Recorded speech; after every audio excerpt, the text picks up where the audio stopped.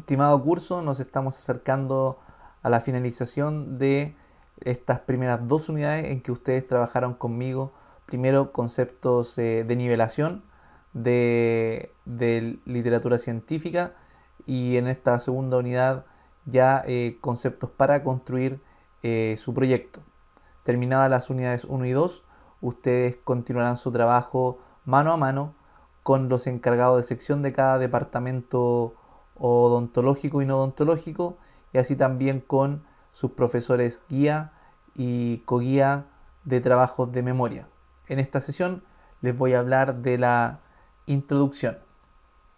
Esta sesión forma parte del ciclo de formación científica de pregrado y colabora con los saberes de formular preguntas y objetivos de investigación, redactar un protocolo de investigación científica en ciencias de la salud y utilizar un lenguaje pertinente de acuerdo a la audiencia objetivo y modalidad de difusión.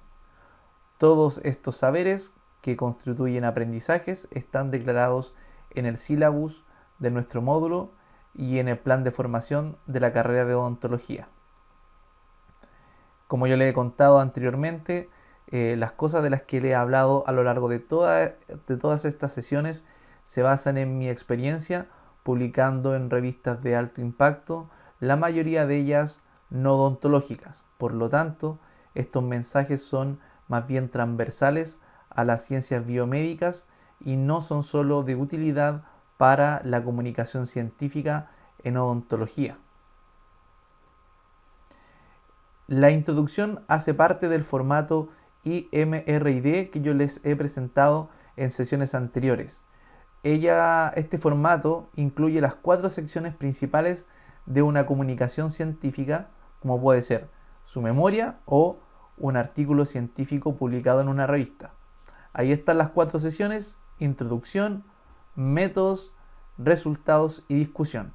Hoy nos concentraremos en introducción, que cuenta cuál es la pregunta de investigación, los antecedentes necesarios para entender su origen y por qué nos tenemos que tomar la molestia de intentar contestar esta pregunta.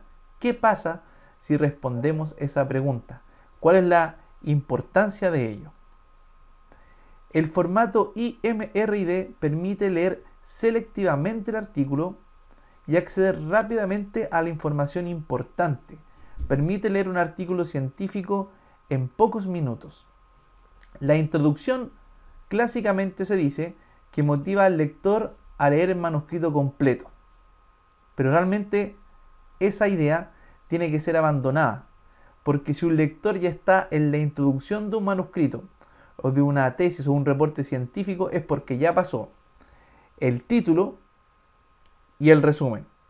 Entonces, la introducción no motiva al lector a leer el manuscrito completo.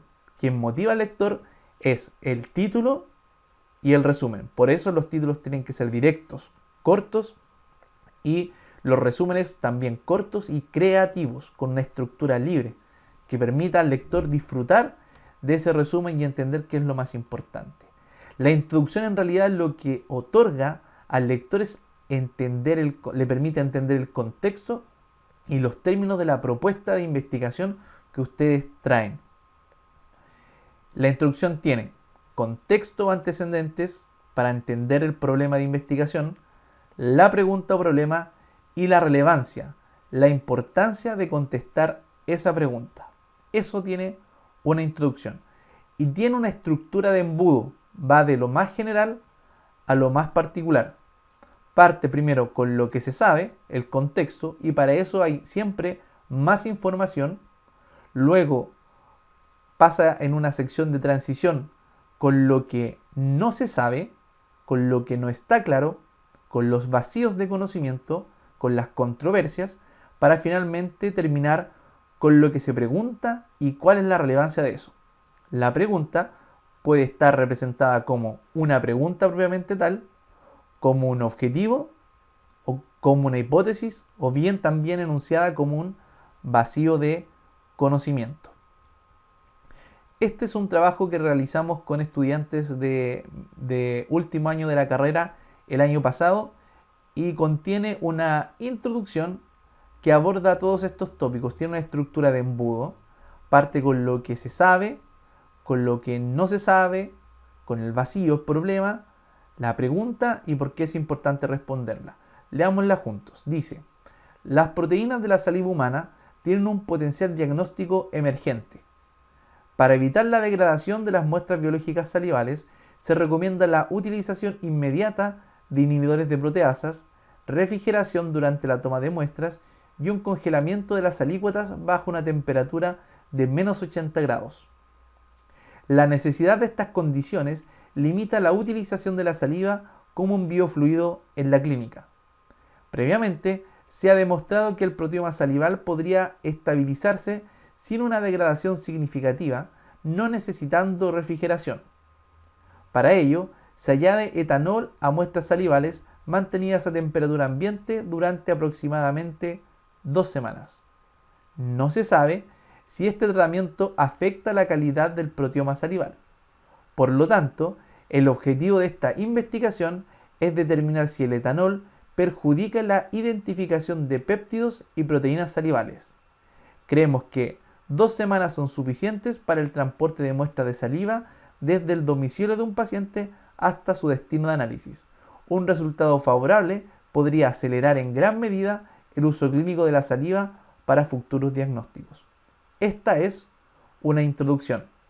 Parte con lo que se sabe, va cayendo en lo que no se sabe, luego se presenta la pregunta y la importancia de responderla. ¿Qué falta aquí? Título de introducción, y para todas estas evidencias agregar citas a referencias bibliográficas. Con eso la introducción estaría completa. Y la introducción, entre más larga, no es mejor. La introducción, el largo de la introducción dependerá de lo necesario para presentar el contexto o el problema de investigación. Introducciones más largas e introducciones más cortas, una no es mejor que otra. Lo importante es que den a entender el contexto de lo que se pregunta. La estructura de la introducción parte en un contexto estable, un problema alterador, el desafío, y termina con una pregunta o respuesta. Esta es la estructura expandiendo un poco el embudo: contexto estable, problema alterador y pregunta o respuesta. El contexto estable es lo que se sabe, el problema alterador es el desafío que hay por resolver, que hay que responder, y finalmente la pregunta que deriva de esas dos fases previas. En el contexto se presentan los antecedentes. Allí ustedes tendrían que presentar las definiciones si es necesario definir algo que el lector no comprenda. Luego pasa por un problema alterador, donde se especifica la ignorancia, el error, el vacío del conocimiento, cuáles son las consecuencias que podríamos tener por esa ignorancia, por ignorar ese fenómeno, y luego terminar con una pregunta o respuesta que es la esencia a la solución del problema planteado. En la introducción se presenta el objetivo, y el objetivo fundamenta todo. En la introducción se presentan todos los aspectos del objetivo. El objetivo de la introducción es teórico, sin variables operacionales. Más bien se utilizan variables teóricas, a menos que las operacionales sean de gran utilidad, pero se trabaja sobre las variables teóricas. Y en las revistas de gran nivel, las de mayor impacto en el mundo, y por lo tanto lo que nosotros deberíamos tratar de imitar, se presenta también la conclusión. Es algo que normalmente causaría algún conflicto en alguien más tradicional. Pero tradicional en base ¿a qué? Si hoy día las mejores revistas del mundo, las de mayor impacto, incluso presentan la conclusión dentro de la introducción. Se ve al final de la introducción y dice: aquí mostramos qué, descubrimos qué, lo que vimos, y siempre, por cierto, redactado en primera persona, como se escribe en las mejores revistas del mundo. Recordemos que hay tipos lógicos de investigación, y eso fue presentado en algunas sesiones anteriores. Están las investigaciones descriptivas o de caracterización, que no tienen hipótesis, y aquellas con y sin interferencia. Son investigaciones de asociación. Esas sí llevan hipótesis. Entonces tenemos con hipótesis y sin hipótesis. Con hipótesis son investigaciones de asociación, con o sin interferencia, y sin hipótesis son descriptivas, de caracterización. Eso tiene que ser trasladado a la argumentación, a la justificación de la investigación, y tiene que reflejarse en la introducción. El lector debe saber, con leer la introducción, de qué tipo de investigación estamos hablando. ¿Y cómo sería? De acuerdo a los tipos lógicos de la investigación, una introducción. En una introducción de caracterización, la introducción debería mostrar que quizás la investigación ya fue hecha, ya fue realizada, pero no en el contexto que nosotros estamos proponiendo.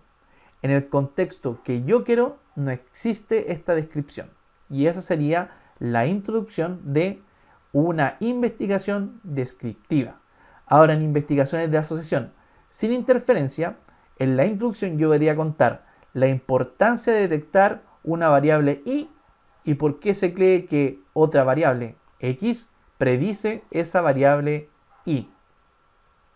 ¿Por qué esas dos variables podrían ir juntas? Y en cambio, en una investigación de asociación con interferencia, hay un criterio de causalidad. Entonces yo debería contar, por ejemplo, teniendo de nuevo estas variables x y variables y, podría partir como, ¿qué es la variable y? Poco se sabe sobre esta variable y. ¿Por qué se cree que una variable x afecta a la variable y? ¿Por qué x hace esto, hace aquello? Solo que esto es probable, no probable, y voy a investigarlo. Voy a investigar el efecto de por qué creo que x afecta a y. Lo voy a probar. O también puede ser diferente. ¿Por qué es importante conocer los efectos de x?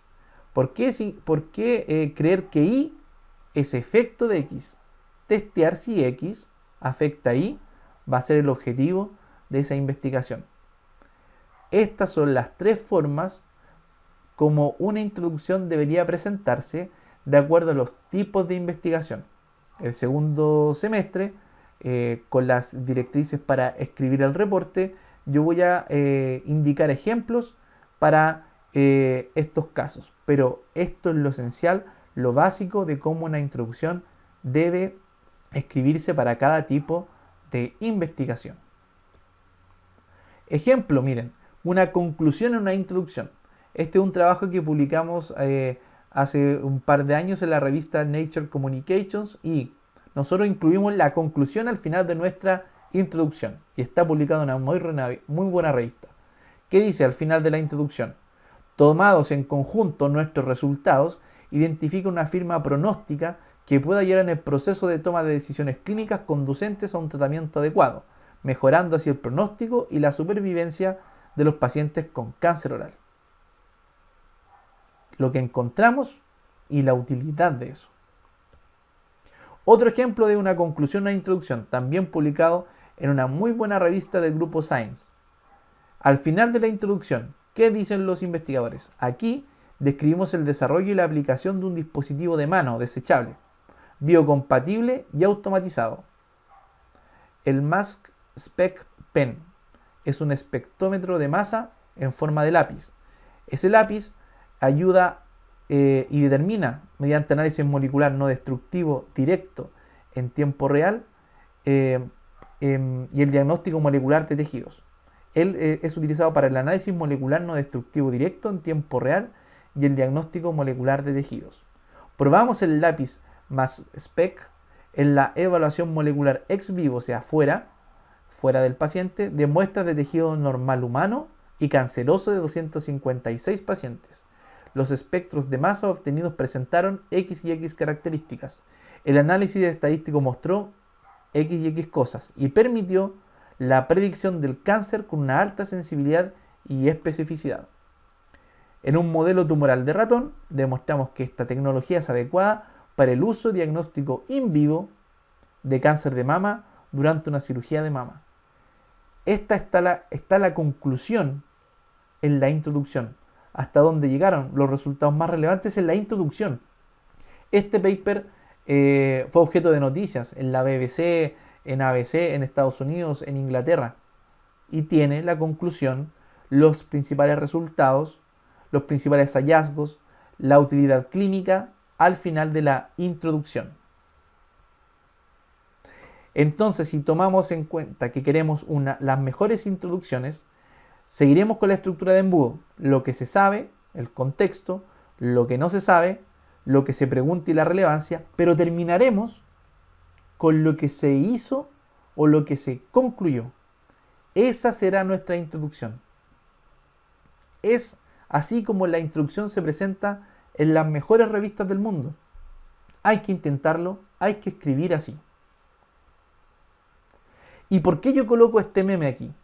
Porque si la introducción muestra el contexto estable, lo que se conoce, el contexto alterador, o sea, lo que no se sabe, el vacío de no conocimiento, me muestra luego la pregunta, hipótesis u objetivo, y finalmente en una muy buena revista, las mejores del mundo, me muestra la conclusión, los resultados más relevantes, las implicancias de esta investigación, la introducción se convierte en la sección más importante de un reporte científico y actúa como una sinopsis y lo que venga como una gran frase o contexto matriz, y lo que viene serán evidencias e interpretaciones que irán a sostener este gran contexto presentado en la introducción.